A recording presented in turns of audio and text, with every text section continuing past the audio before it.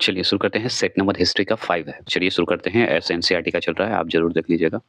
तो mock test देने जा रहे हैं, तो चलिए मॉक टेस्ट की तरह हम सिर्फ क्वेश्चन पढ़ेंगे, आंसर का जवाब दीजिएगा। ज़्यादा जानकारी मैं जब इसका ऑनलाइन रहूँगा उसमें दे दूँगा। पहला क्वेश्चन है, और ज़्यादा जानकारी हिस्ट्री का चाहिए, मॉडर्न, एशिएंट, मिडिवल अगर चाहिए आपको, तो आप जाके मेरा एनसीईआरटी प्लेलिस्ट बना हुआ है, जाके देख लीजिए। भारत की प्रथम महिला शासिका कौन थी? बताइएगा, भारत की प्रथम महिला शासिका कौन थी? तो आप अच्छे से जानते हैं, रज़िया सुल्तान, है ना? तो ये तो आंसर आप लगा दिए होंगे, बहुत ईज़ी क्वेश्चन है। ये Bihar SSC, SSC, railway, railway का एनटीपीसी ग्रुप डी जो भी तैयारी करते हैं उसके लिए है।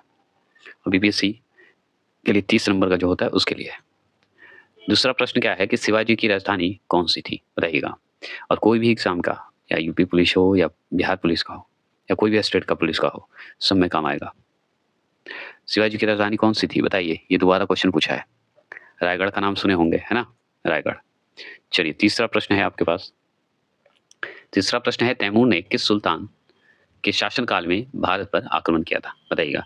तैमूर ने किस सुल्तान के शासनकाल में भारत पर आक्रमण किया था? बताइएगा। बताएंगे। तीसरा प्रश्न सी, नासिर-उद-दीन महमूद। कौन है? नासिर-उद-दीन महमूद। क्लियर हो गए? चलिए चौथे प्रश्न की बात करते हैं।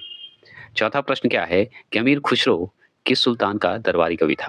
तो अमीर खुसरो जो है किस सुल्तान का दरबारी कवि था?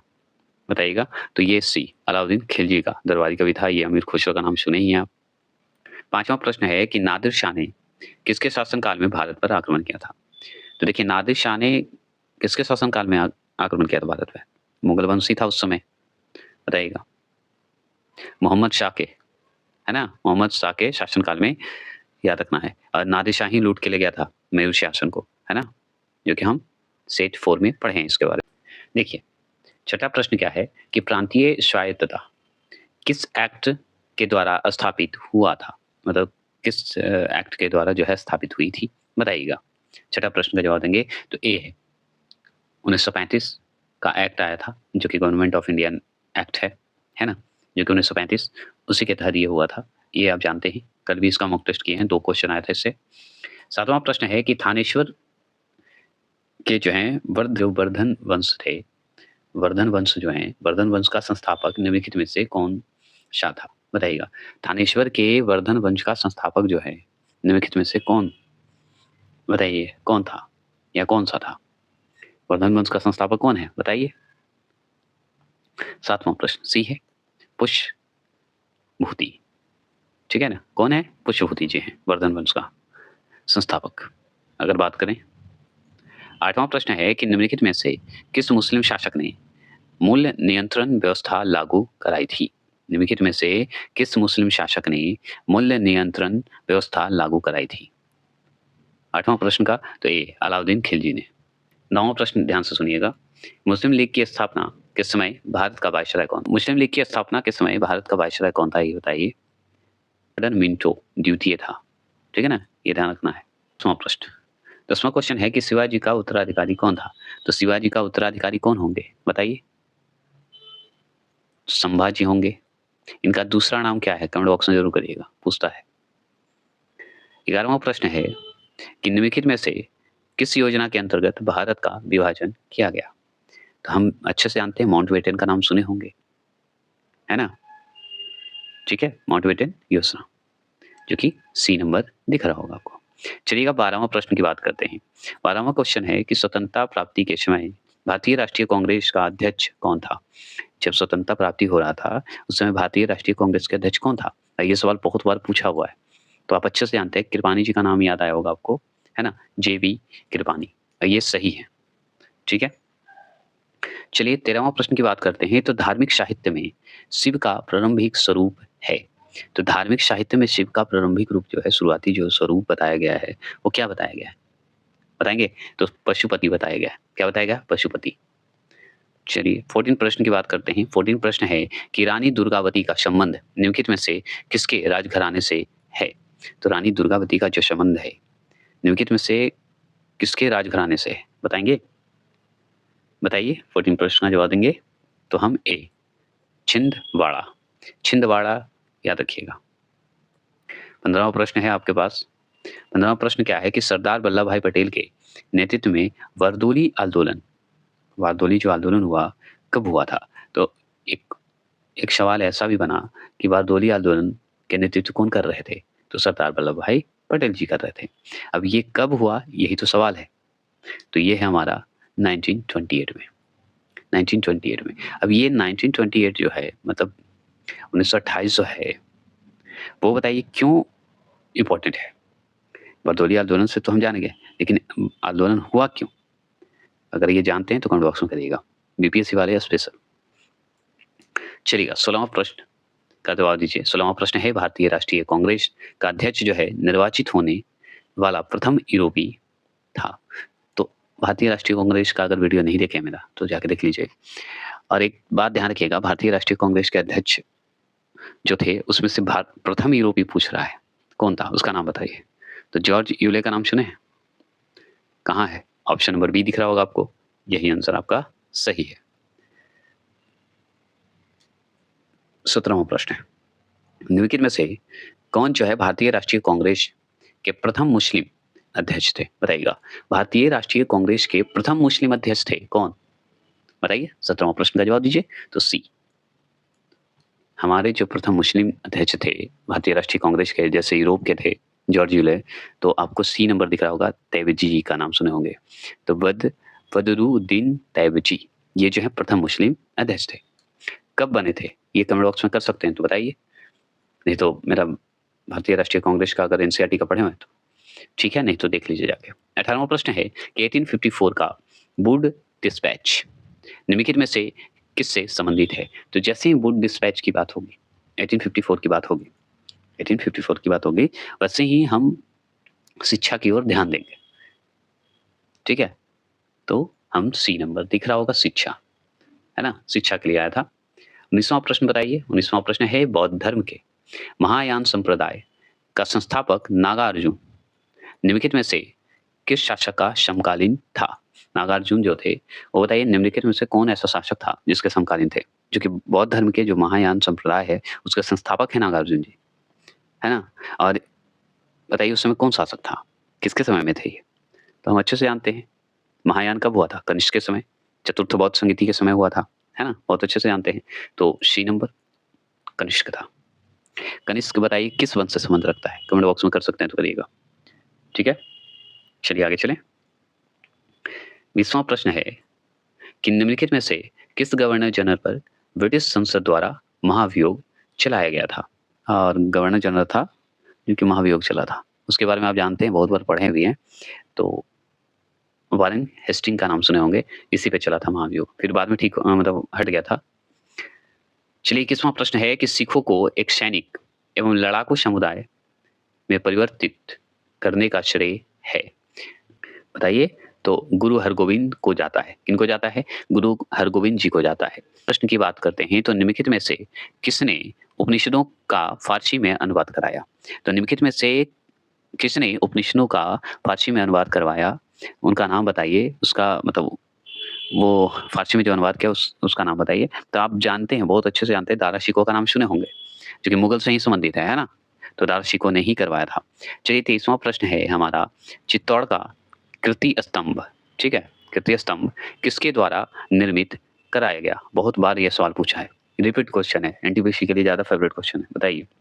तो कीर्ति स्तंभ किसके द्वारा निर्मित कराया गया? तो 23 का आंसर का जवाब ए है राणा कुंभा। कौन है? राणा कुंभा, जो कि कीर्ति स्तंभ को निर्मित करवाए थे।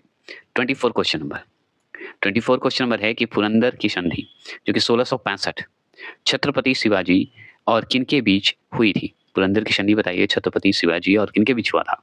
तो आप उनका नाम जानते हैं बहुत अच्छे से, राजा जयसिंह का नाम सुने होंगे, है ना।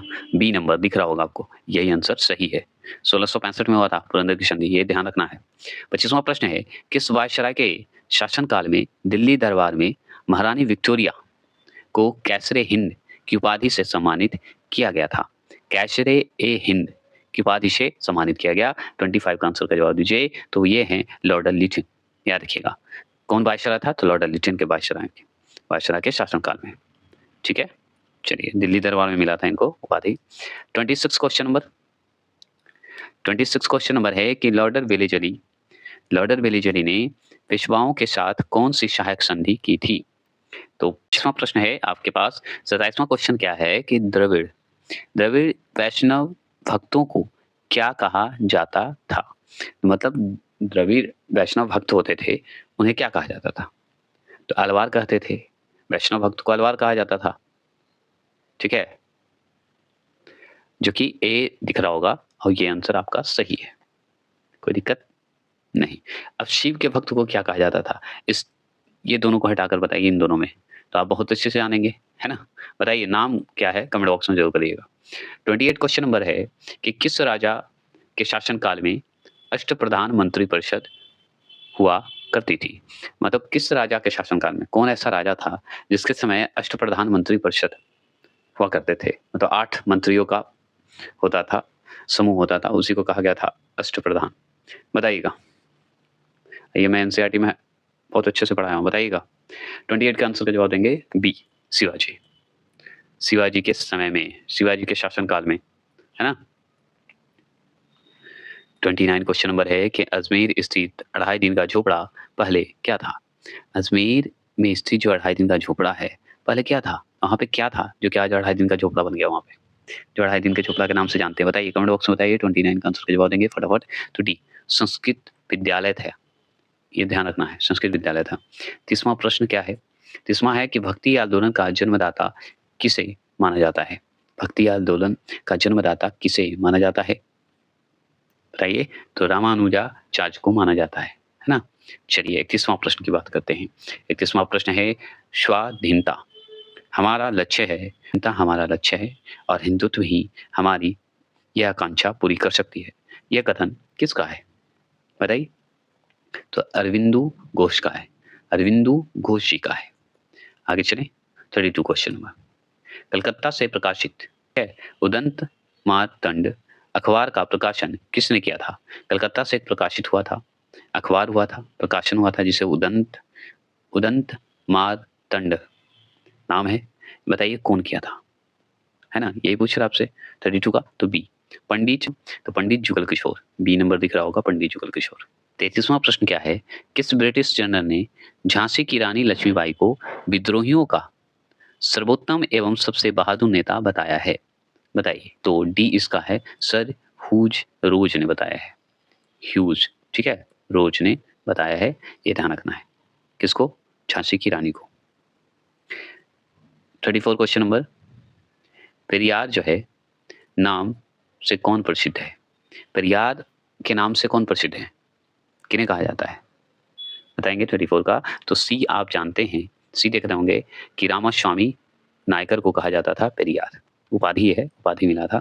तो E V Ramaswamy Naicker. 35 question number है, थोड़ा फास्ट चलेंगे, है ना? बंकिम चंद्र चटर्जी द्वारा 1873 मतलब 1873 में स्थापित एवं संपादित बंगाली मासिक पत्रिका का क्या नाम है? मासिक एक पत्रिका निकला था जो कि बंकिम चंद्र चटर्जी द्वारा निकला था, 1873 में स्थापित हुआ था। ठीक है, तो उसका नाम बताइए क्या था? बहुत अच्छे से आप जानते हैं, बंग दर्शन। बंग दर्शन जो है नाम था जो संपादित किए थे। 36 क्वेश्चन नंबर है, बाल गंगाधर तिलक को फादर ऑफ इंडियन अनरेस्ट किसने कहा है? बताइएगा। फादर ऑफ इंडियन अनरेस्ट किसने कहा है? 36 का आंसर का जवाब दीजिए। तो ये है ए, वैलेंटाइन चिरोल।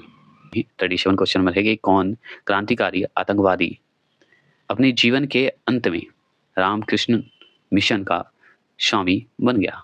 बताइए, जवाब देंगे। तो डी है जतिन नाथ चट्टोपाध्याय। कौन है? जतिंद्र नाथ चट्टोपाध्याय। चलिए 38 क्वेश्चन नंबर की बात करते हैं। तो निष्क्रिय विरोध, निष्क्रिय विरोध दूसरा बार ये क्वेश्चन पूछ रहा है, ठीक है?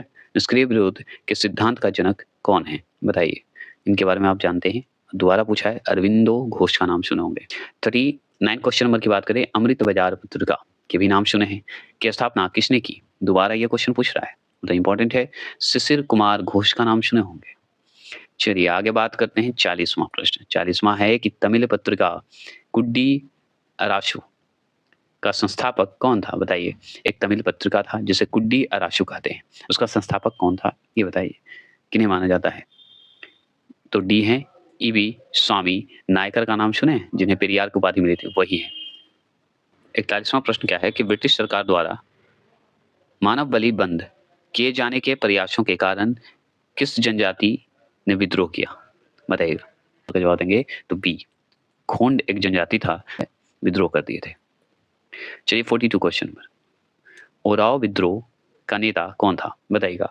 ओराव विद्रोह का अगर नेता पूछेगा आपसे तो 42 का आंसर का जवाब ए दीजिएगा, जत्रा भगत है। बाहरी आवाज को थोड़ा इग्नोर करना पड़ेगा आज, तभी तीसरा सेट ला पाऊंगा। 43 क्वेश्चन नंबर है कि मुंबई में all India trade union Congress की स्थापना कब हुआ? मतलब इसकी स्थापना कब हुई बताइए।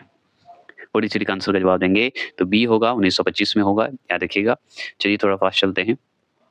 44 क्वेश्चन नंबर है कि किस काल में भारत में जो है मजदूर आंदोलन पर जो है कम्युनिस्ट विचारधारा का जो है प्रभाव पड़ा? बताइएगा। कम्युनिस्ट विचारधारा का प्रभाव पड़ा किस काल में, कौन से समय में? बताइए। तो ऑप्शन नंबर बी दिख रहा होगा, 1924 से 34 के बीच में ये जो है विचारधारा पर प्रभाव पड़ा था, इसी के काल में। ठीक है, क्लियर होगा। चलिए 44वां प्रश्न भी। 45वां प्रश्न देखिए। 45वां प्रश्न है कि उपनिषद जिन्हें वेदांतों के नाम से जाना जाता है की संख्या है? बताइए क्या बताना है इसको आपको। तो सी 108 देख रहे होंगे, 108 संख्या है। 46 क्वेश्चन में है मौर्य वंश का अंतिम शासक था। तो मौर्य वंश का अंतिम शासक कौन है? बताइए वंश का अंतिम शासक कौन है?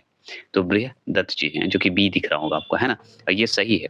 47 क्वेश्चन नंबर की अगर बात करें 47 का, तो कलहन का रजत रंगनी में वर्णन है। तो देखिए कलहन जी जो हैं रजत रंगनी लिखे हैं, जो कि हम जानते हैं कि कश्मीर के बारे में बात किया गया है, कश्मीर के शासक के बारे में बात किया गया है। तो आप दिख रहा होगा ऑप्शन नंबर बी, जो कि आप सही है, कश्मीर के राजाओं का इतिहास है ना। 8 क्वेश्चन नंबर, संथालों के प्रसिद्ध विद्रोह का नेतृत्व किया, कौन किया? बताइएगा।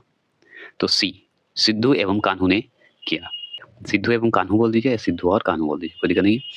ऋग्वेद में सूक्त की संख्या है। तो ऋग्वेद जो है, ऋग्वेद में सूक्त की संख्या कितनी है? 128 है, मतलब 1028 है कि नहीं? D number. चलिए 50वां प्रश्न और इस प्रैक्टिस सेट का अंतिम क्वेश्चन है, महात्मा गांधी द्वारा कांग्रेस के अध्यक्ष पद का दायित्व कब ग्रहण किया गया? बताएंगे। तो यह है बी, 1924 में, 1924 में।